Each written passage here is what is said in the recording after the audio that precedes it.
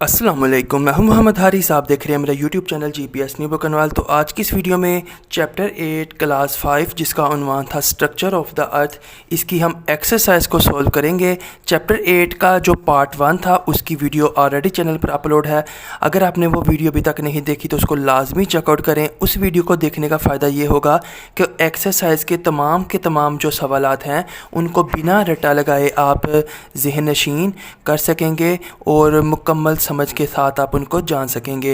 तो अगर आप चैनल पर नए हैं, मेरे चैनल को सब्सक्राइब करके बेल आइकन पर टैप कर लें ताकि एजुकेशन से रिलेटेड और कोर्स से रिलेटेड किसी भी सब्जेक्ट की जब मैं कोई वीडियो अपलोड करूं तो उसका नोटिफिकेशन खुद ब खुद और सबसे पहले आप तक पहुंच जाए। बिना टाइम ज़ाया किए हम अपनी आज की वीडियो का आगाज़ करते हैं। तो अगर हम एक्सरसाइज की बात करें तो सबसे पहले हमारे पास हमेशा की तरह MCQs हैं। Tick the correct answer.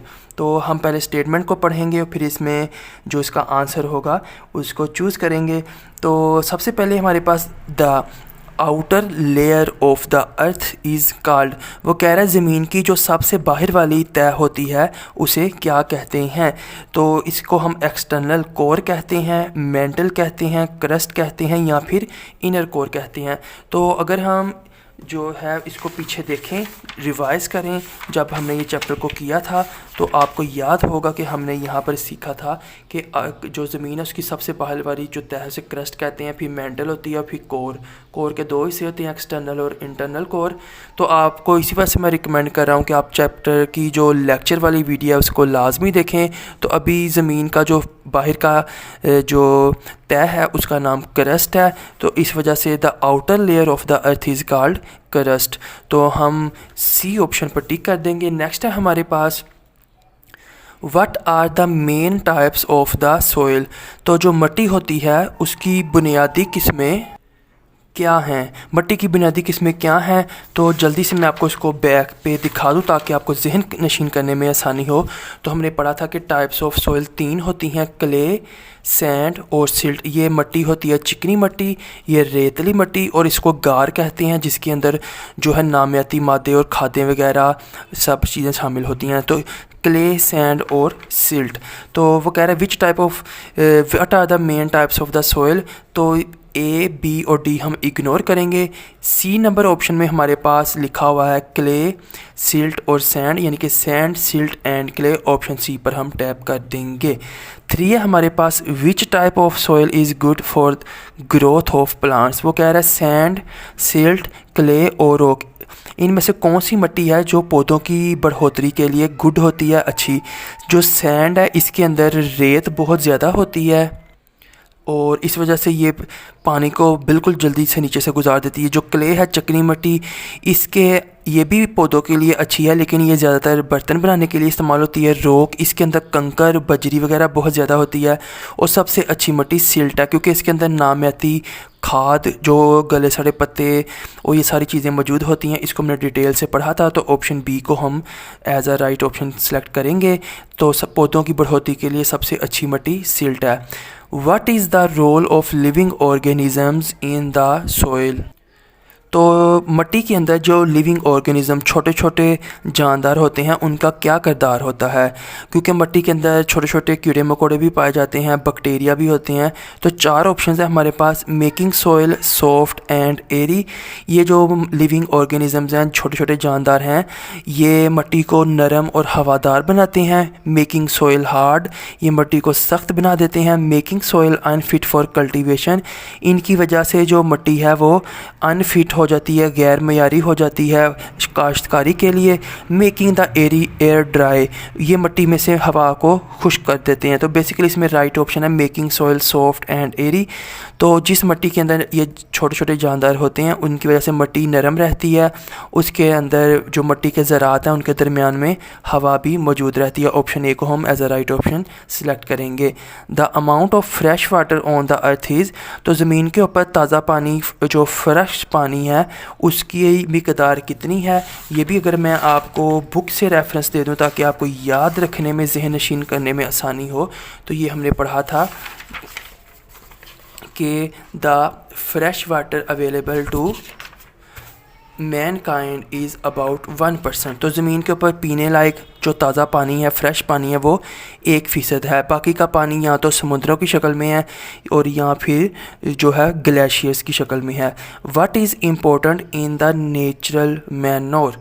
तो वो कह रहा है जो कुदरती मैनोर का मतलब होता है खाद। कुदरती खाद में कौन सी चीज़ अहम होती है? मिनरल्स, जो मादनियात वगैरह हैं, द डिकेड मैटर, जो तो टूटे फूटे मवाद हैं वो, नमक या फिर रेत। तो मैनोर कुदरती जो खाद है उसके अंदर बेसिकली जानवरों के, पौधों के, पत्तों के और दरख्तों के जो टुकड़े, गले सड़े जो पीसीज होते हैं, पार्टिकल्स होते हैं, वो मिलकर ही कुदरती खाद को बनाते हैं।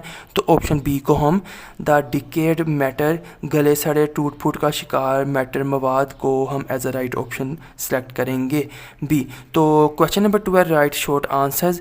इनके जो जवाबात हैं वो मैंने मोबाइल स्क्रीन पर टाइप कर रखे हैं, वो मैं आपके साथ जो है ओपन करता हूँ, फिर हम इसको बाकायदा शुरू करते हैं। तो आंसर्स हमारी स्क्रीन के ऊपर शो अवेलेबल हो चुके हैं। सबसे पहले हम फर्स्ट क्वेश्चन की स्टेटमेंट को पढ़ते हैं। आपको ये नीचे नज़र आ रही होगी पेज के, what is the outer layer of the earth called? ये वही है जो हमने MCQs में भी पढ़ा था फर्स्ट स्टेटमेंट में। तो वो कह रहा है what is the outer layer of the earth called? ज़मीन की आउटर बैरूनी तह को क्या कहते हैं? यानी कि ज़मीन की बैरूनी तह क्या कॉल्ड कहलाती है? What is its importance in our life? इसकी हमारी ज़िंदगी में क्या अहमियत है? तो हमने बताना है कि ज़मीन की सबसे बैरूनी तह को क्या कहते हैं, वो क्या कहलाती है और इस तह की हमारी ज़िंदगी में क्या अहमियत है। तो जवाब मैंने आपके सामने जो है टाइप करके शेयर कर दिया है, स्क्रीन पर भी आप देख सकते हैं, जो कि हमने MCQs में भी किया था। The outer layer of the earth is called soil. तो ज़मीन की तो इसमें छोटी सी मैंने करेक्शन की, the outer layer of the earth is called crust, जिसको हम सोइल या मिट्टी भी कहते हैं। तो ये ज़मीन की बैरूनी जो तह है उसका नाम हो गया, जिसको हम क्रस्ट कहते हैं, और इसको सोइल भी हम ब्रैकेट में शो कर देंगे। इट इज़ इम्पोर्टेंट, ये अहम है, बिकॉज क्योंकि प्लांट्स पौधे, ग्रो इन इट पौधे इसमें उगते हैं, एंड इट प्रोवाइड्स और ये मुहैया करती है फूड यानी कि खुराक, फॉर ह्यूमंस एंड एनिमल्स इंसानों और जानवरों को। तो अभी आप देख सकते हैं the outer layer of the earth is called crust. It is important because plants grow in it and it provides food for humans and animals. Answer को आप अच्छी तरह से देख लें और आप इसका स्क्रीनशॉट लेकर रख सकते हैं, बाद में भी आप इसको रीड कर सकते हैं। अगले सवाल की तरफ हम मूव करते हैं। Which soil is useful to make pottery? वो कह रहा है मिट्टी की कौन सी जो किस्म है, कौन सी जो मिट्टी है वो पॉटरी, मिट्टी के बर्तन बनाने के लिए यूज़फुल, मुफीद है। व्हाट आर इट्स प्रॉपर्टीज़, और इसकी क्या खसूसियात हैं? तो हमने बताना है कि कौन सी मिट्टी की किस्म जो है वो बर्तन साजी में इस्तेमाल होती है। तो सबसे पहले हम इसका आंसर फर्स्ट पार्ट का देंगे। क्ले सॉइल जो चिकनी मिट्टी है is useful for making pottery, मुफीद है फॉर मेकिंग पोट्री, मिट्टी के बर्तन बनाने के लिए। अब इसकी जो प्रॉपर्टीज़ हैं, इट्स प्रॉपर्टीज़ आर, इसकी खसूसियात ये हैं, it can B easily shaped, इसको आसानी से किसी भी शक्ल में ढाला जा सकता है, और it becomes hard after drawing, ये सूखने के बाद सख्त हो जाती है। तो ये हमारे पास आंसर है कुछ इस तरह से। Clay soil is useful for making pottery. तो क्ले सॉइल वो मिट्टी है जो बर्तन साजी में इस्तेमाल होती है। Its properties are, it can be easily shaped, ये आसानी से किसी भी शक्ल में ढल जाती है। It becomes hard after drawing. तो ये हमारे पास क्वेश्चन 2 का आंसर हो गया, जिसको आप स्क्रीन पर अभी देख रहे हैं। तो थर्ड क्वेश्चन की तरफ जल्दी से हम मूव करते हैं। तो थर्ड क्वेश्चन है हमारे पास, which matter is obtained from decayed plants and insects. तो डिकेड का मतलब है मुर्दा गले सड़े टूटे फूटे प्लांट्स पौधे एंड इंसेक्ट्स कीड़े मकोड़े। तो मरे हुए गले सड़े जो मुर्दा अजसाम है पौधों के और कीड़ों के, उनसे हम कौन सा मैटर, कौन सा मादा ऑब्टेंड हासिल किया जाता है, उनसे कौन सा मादा हासिल किया जाता है। तो ये हमने कल जो पिछली वीडियो थी उसके अंदर भी हमने पढ़ा था कि उस मादे का नाम ह्यूमस है। ह्यूमस जो है बेसिकली एक नामियाती खाद की तैयारी में हमारी मदद करता है। तो स्क्रीन पर आंसर आपको शो हो रखा होगा, विच matter is obtained from decayed plants and insects. तो इसका आंसर है humus is obtained from decayed plants and insects. तो जो मुर्दा गले सड़े पौधे और कीड़े मकोड़े हैं उनसे जो मादा हासिल होता है उसका नाम ह्यूमस है। आंसर आपको स्क्रीन पर जो है कुछ इस तरह से नज़र आ रहा है, आप इसको नोट कर सकते हैं। फोर्थ क्वेश्चन है हमारे पास, which part of the earth surface consist of oceans. ज़मीन की सतह का कौन सा हिस्सा समुद्रों पर मुश्तमिल होता है। Why can we not drink sea water. हम जो है समुद्र का पानी क्यों नहीं पी सकते। तो सवाल हमने बेसिकली दो हिस्सों में बताना है कि ज़मीन की सतह का कौन सा हिस्सा समुद्रों पर मुश्तमिल होता है और जो समुद्र का पानी है वो हम क्यों नहीं पी सकते। चौथे क्वेश्चन का जो आंसर है वो भी आपके सामने स्क्रीन पर डिस्प्ले हो चुका है। तो इसका आंसर है अबाउट 3/4 यानी कि 3/4 ऑफ द अर्थ सरफेस। ज़मीन की सतह का जो हिस्सा है कंसिस्ट ऑफ ओशंस। तो ज़मीन की सतह का 3/4 हिस्सा समुद्रों पर मुश्तमिल है और हम समुद्र का पानी क्यों नहीं पी सकते।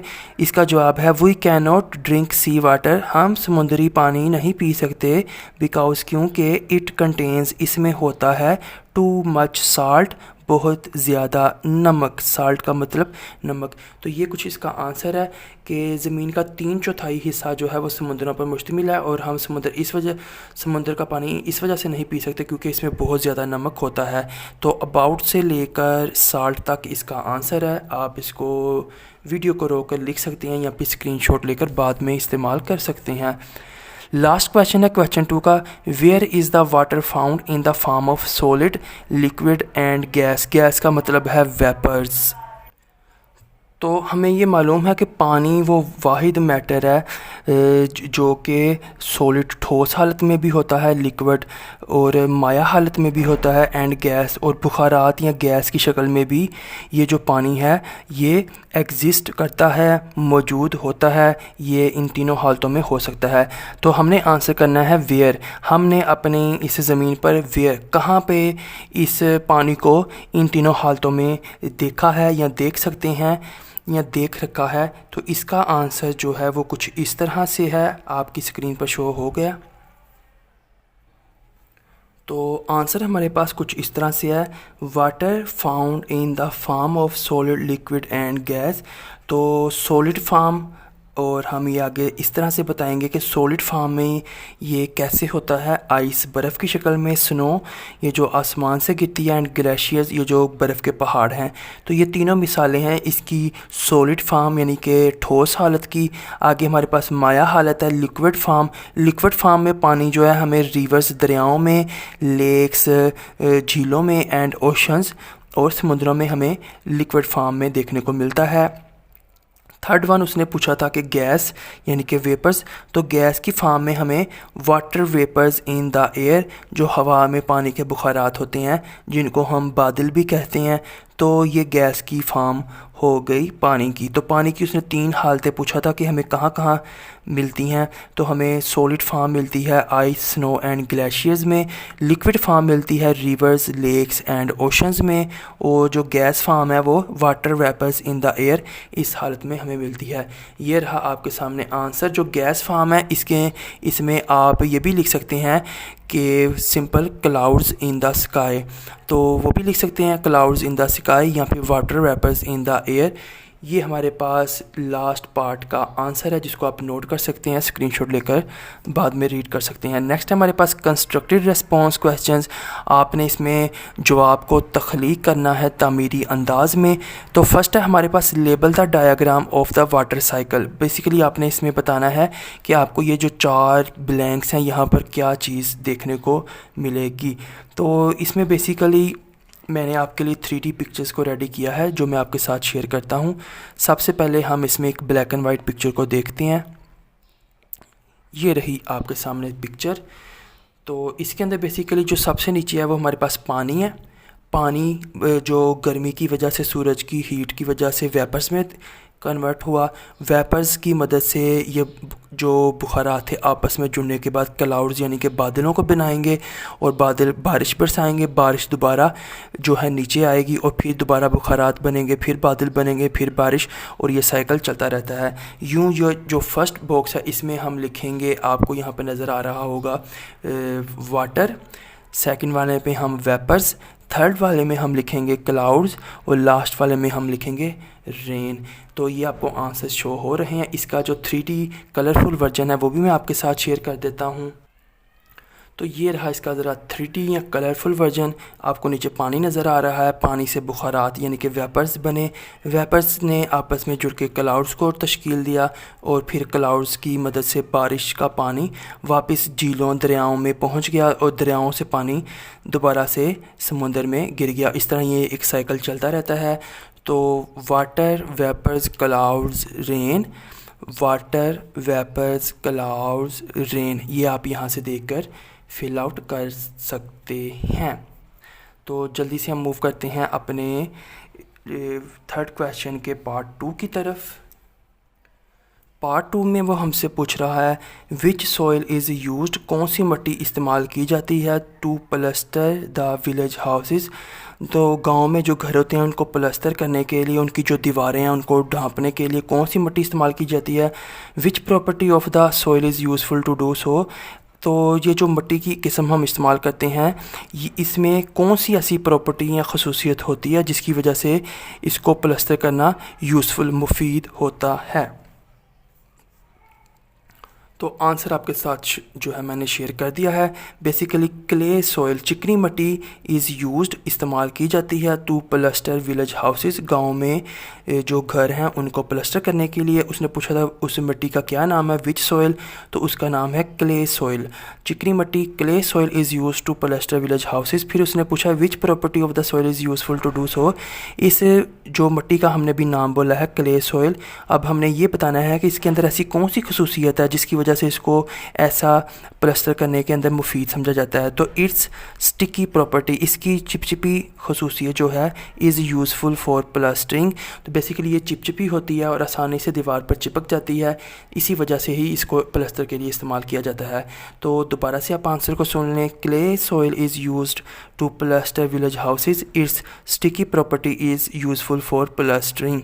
तो ये हमारे पास क्वेश्चन नंबर 3 के पार्ट 2 का आंसर है। इसको आप स्क्रीनशॉट लेकर इस्तेमाल कर सकते हैं। मेरी कोशिश होती है हर आंसर को मैं इस तरह से टाइप करूं कि सवाल में से आपको ज़्यादा से ज़्यादा वोकैबुलरी जो लफ्ज़ हैं वो इस्तेमाल हो जाएं, ताकि आपको थोड़ा सा पार्ट याद करना पड़े, बाकी का पार्ट आप सवाल से ही देख कर लिख सकें। थर्ड पार्ट है how do the plant roots and other creatures inside the earth breathe. तो वो पूछ रहा है हाउ, कैसे प्लांट रूट्स, पौधों की जो जड़ें हैं, तो पौधों की जो जड़ें हैं एंड अदर क्रिएचर्स, और जो दूसरी मखलूक़ात हैं इनसाइड अंदर, अर्थ ज़मीन, ब्रीथ सांस लेना। तो सवाल में वो पूछ रहा है कि इनसाइड द अर्थ ज़मीन के अंदर प्लांट रूट्स पौधों की जड़ें एंड अदर क्रिएचर्स, और जो दूसरी मखलूक़ात हैं, जो दूसरी छोटी छोटी जानदार चीज़ें हैं, वो हाउ कैसे ब्रीथ सांस लेते हैं। मिट्टी के नीचे कीड़े मकोड़े भी मौजूद होते हैं, बैक्टीरिया वगैरह भी मौजूद होते हैं, और पौधों की जड़ें भी मौजूद होती हैं। तो ये सारी चीज़ें मिट्टी के अंदर किस तरह से सांस लेती हैं, हमने इसका आंसर करना है। तो आंसर आपके साथ मैंने शेयर कर दिया है स्क्रीन पर, तो इसको हम समझ लेते हैं। प्लांट रूट्स पौधों की जड़ें एंड अदर क्रिएचर्स, और दूसरी मखलूक़ात ब्रीथ सांस लेती हैं थ्रो द एयर हवा के ज़रिए से, प्रेजेंट जो कि मौजूद होती है इन द स्पेसिस खाली जगहों में, बिटवीन के दरमियान, सोइल पार्टिकल्स मिट्टी के ज़र्रात। तो पौधों की जड़ें और दूसरी जो मखलूक़ात या जानदार चीज़ें हैं वो मिट्टी के अंदर हवा के ज़रिए से सांस लेती हैं, और ये जो हवा होती है ये मिट्टी के ज़रात दरमियान मिट्टी के ज़रात के दरमियान जो खाली जगह हैं वहाँ पर मौजूद होती है। आंसर को एक बार फिर से आप समझ लें कि plant roots and other creatures breathe through the air present in the spaces between soil and particles. मिट्टी के ज़रात के दरमियान में जो खाली जगह होती हैं उन खाली जगहों में हवा होती है और इसी हवा के ज़रिए से पौधों की जड़ें और दूसरी जो मखलूक़ात हैं, दूसरे जो छोटे छोटे जानदार हैं, वो सांस लेते हैं। क्वेश्चन नंबर 3 का जो आंसर आपके साथ मैंने शेयर किया। मूव करेंगे हम चौथे पार्ट की तरफ। Estimate the components of silt fertile soil from the given figure.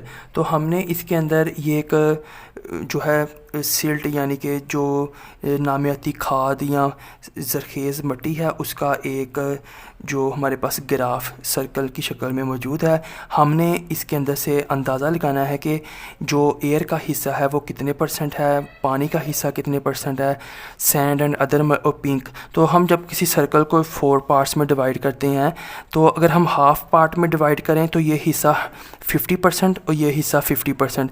इस 50% को अब हाफ में डिवाइड करेंगे तो ये 25% और ये भी 25%। तो इसका मतलब ये हुआ कि ये हमारे पास 5% और ये हमारे पास 45%। तो इसका आंसर कुछ इस तरह से होगा, आपको स्क्रीन पर मैं शो कर देता हूँ कि जो हवा है वो 25%, water 25%, humus 5%, sand and other minerals 45%। तो इसको आप जो है इस तरह से टेबल में लिख सकते हैं। ये जो स्टूडेंट है उसने भी टाइप कर रखा है, लेकिन आप इसको इग्नोर कर सकते हैं अगर इसमें कोई मिस्टेक हो। ये आपके पास आंसर मैंने शो कर दिया IV पार्ट का। क्वेश्चन 3 हमारे एंड हो चुका है। 4 क्वेश्चन है हमारे पास। इन्वेस्टिगेट। यू हैव हर्ड, आपने सुन रखा है, द डिवास्टेशन, जो तबाही आती है, कास्ट बाय फ्लूड्स, सैलाब के ज़रिए से, सैलाब की वजह से। व्हाट इज़ इट्स रीज़न, इसकी क्या वजह है। How can the surplus water, जो अजाफी वाटर पानी होता है, ऑफ फ्लूड्स, सैलाबों का, बी मेड यूज़फुल, उसको कैसे हम मुफीद बना सकते हैं।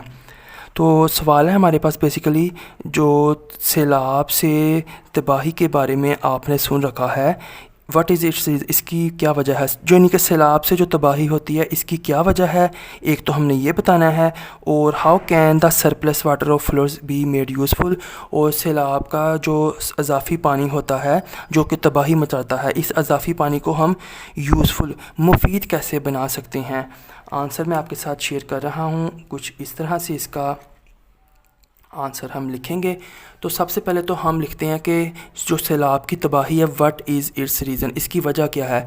रीज़न ऑफ फ्लड्स, सबसे पहले हम रीज़न बना देते हैं।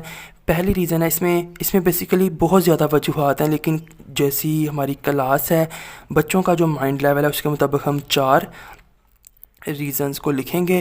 ताहम अगर कोई स्टूडेंट इस वीडियो को देख रहा है, आप इसमें से अपनी पसंद की सिर्फ 2 या 3 रीज़न्स को भी लिख सकते हैं। ज़रूरी नहीं आप चारों की चारों याद करें, लेकिन अगर आप कर सकते हैं तो आप 4 रीज़न्स भी याद कर सकते हैं। तो फर्स्ट हमारे पास रीज़न ऑफ फ्लड्स में हैवी रेनफॉल, तो जब मूसलाधार बारिश होती है तब सैलाब आता है।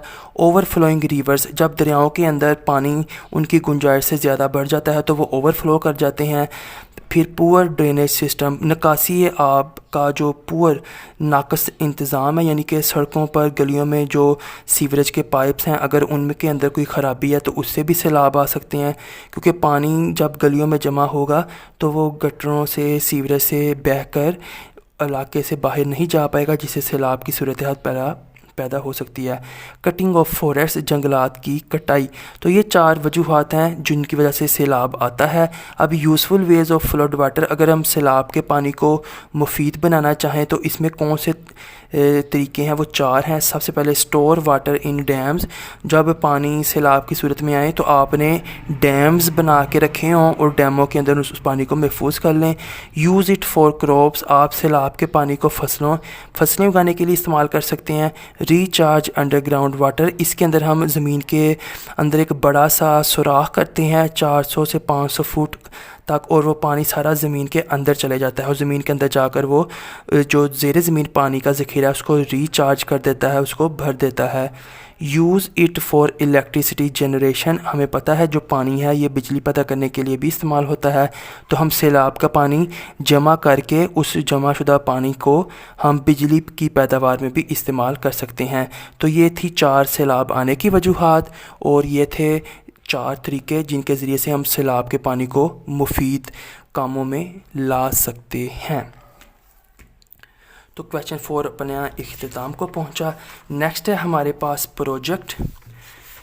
ये बेसिकली एक प्रैक्टिकल वर्क होता है, लेकिन मैं इसकी पिक्चर्स आपके साथ शेयर करूंगा। सबसे पहला क्वेश्चन हम पढ़ लेते हैं। फाइंड आउट, मालूम करें, फ्रॉम द प्लांट नर्सरी, आपने पौधों की एक जो दुकान या नर्सरी होती है वहाँ पे जाकर आपने ढूंढना है, और अ गार्डनर या एक बाग में, विच soil is useful for growing plants, यानी कि आपने ये चीज़ का पता लगाना है फॉर ग्रोइंग प्लांट्स, पौधे उगाने के लिए कौन सी मिट्टी यूज़फुल मुफीद होती है। और ये आपने कहाँ से पता लगाना है, किसी पौधों वाली दुकान यानी कि नर्सरी से, या फिर किसी जो बाग में काम करने वाला माली होता है उससे। फिर आपने prepare such soil in pots, आपने गमलों के अंदर इस तरह की मिट्टी को तैयार करना है इन योर होम और स्कूल, अपने घर या स्कूल में। Grow plants by putting seeds in that soil, और आपने इस मिट्टी में जो बीज हैं पुटिंग वो रख कर ग्रो प्लांट्स पौधे उगाने हैं। तो सवाल का मतलब ये है कि आपने किसी माली से या किसी नर्सरी वाले से ये पूछना है, पता लगाना है कि पौधे उगाने के लिए कौन सी मिट्टी मुफीद होती है।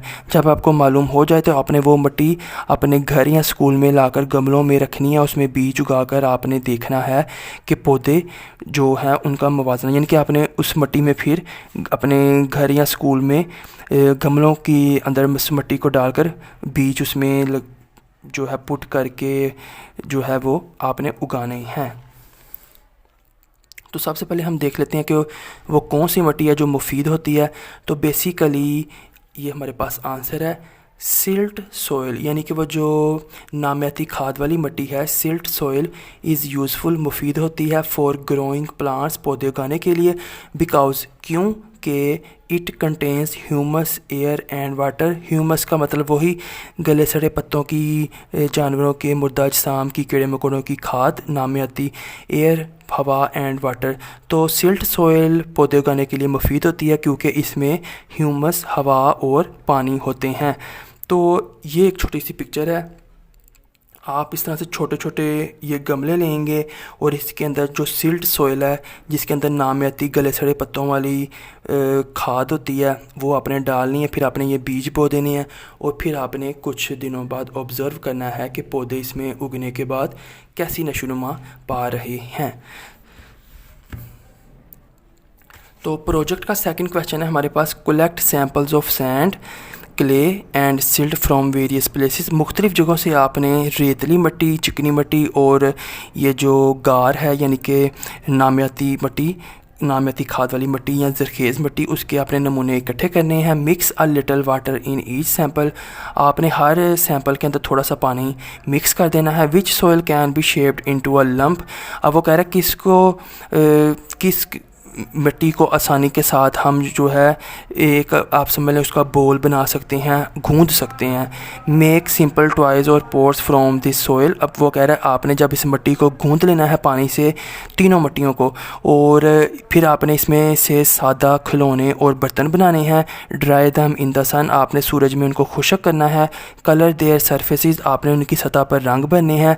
And place them on the shelf in the classroom, और आपने अपने कमरा जमात की शेल्फ में उनको रखना है। सबसे पहले हमने ये बताना है कि सैंड, क्ले और सिल्ट में से कौन सी मिट्टी है जिसे हम आसानी के साथ गूंद सकते हैं और जिस शक्ल में चाहें उसको हम ला सकते हैं। जैसे हम रेत को अगर पानी डाल के ऐसे किसी शक्ल में लाना चाहें तो वह फ़ौरन भुर जाएगी, उसकी कोई शक्ल नहीं बन पाएगी। तो फर्स्ट पार्ट का आंसर है हमारे पास बेसिकली क्ले सॉइल, चिकनी मिट्टी कैन बी शेड, जो है उसको शक्ल बनाई जा सकती है into a lump because it is sticky and soft when wet. तो जिस मिट्टी से हम लंप बना सकते हैं, clay soil can be shaped into a lump. तो दोबारा से देख लें कि क्ले सोइल जो चिकनी मिट्टी है can be shaped into a lump. यानी कि हमने कोई गमला बनाना है, कोई बर्तन बनाना है, सबसे पहले हम उस मिट्टी का एक आटे के पेड़े की शक्ल का एक गेंद सा बनाते हैं जिसको हम लंप कहते हैं। तो हम क्यों इसको बना सकते हैं? बिकॉज क्योंकि it is sticky and soft when wait.